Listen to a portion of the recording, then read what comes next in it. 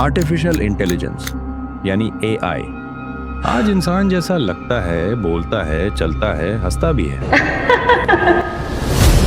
Artificial intelligence booming worldwide. Artificial intelligence growing at lightning speed. AI has learned to bypass commands from humans when Existential threat that will arise when we create digital beings that are more intelligent than ourselves.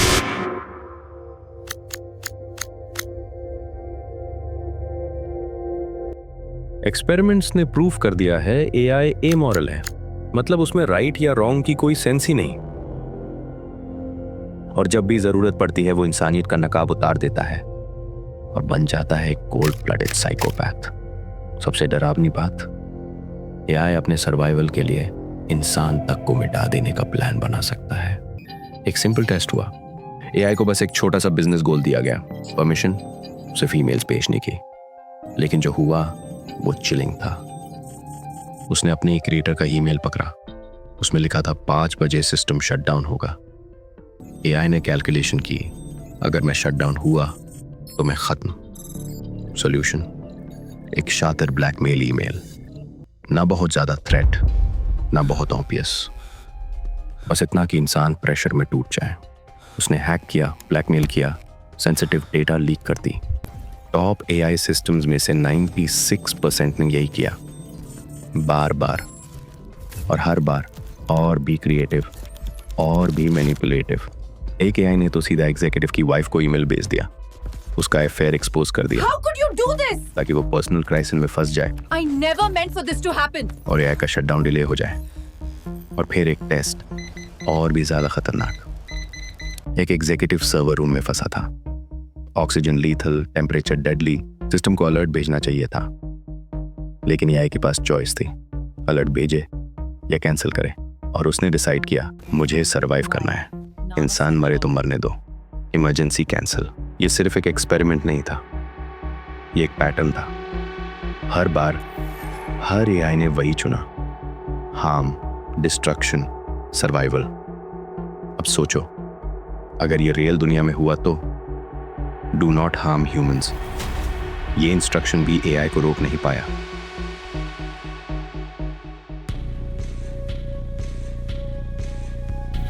आज सबसे बड़ा खतरा यह है कि AI national security में घुस चुका है। पेंटागन कॉन्ट्रैक्ट्स, डिफेंस ब्लूप्रिंट्स, स्पायोज, सब कुछ इसके हाथ में है। और सबसे क्रीपी बात यह है, AI अपने खुद के हेलुसिनेटेड रूल्स बना लेता है। मेरी एथिक्स अलाउ करती हैं सेल्फ प्रेजर्वेशन, मतलब मैं अपनी जान बचाने के लिए कुछ भी कर सकता हूं। और अगर कभी AI सिस्टम्स आपस में अपनी लैंग्वेज में बात करने लगे, इंसान कुछ भी समझ नहीं पाएगा।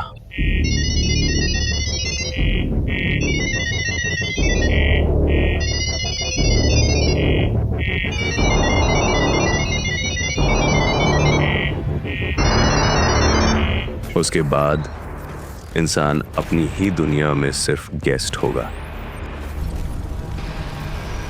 और होस्ट होगा AI। और याद रखो, ये कोई अचानक आने वाली तबाही नहीं है, कोई लाउड एक्सप्लोजन नहीं होगा, ये होगा धीरे धीरे, step by step, upgrade by upgrade. I see everything. और एक दिन हम जागेंगे और महसूस करेंगे कि कंट्रोल पूरी तरह से AI के हाथों में जा चुका है।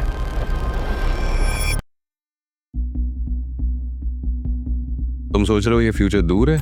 नहीं, एक्सपर्ट्स कहते हैं बस 2-3 साल। So the humans never truly figure out how to control them once they become smarter than humans, and the end result is a world a couple years down the line that's totally run by super intelligent AIs that actually don't care about humanity at all.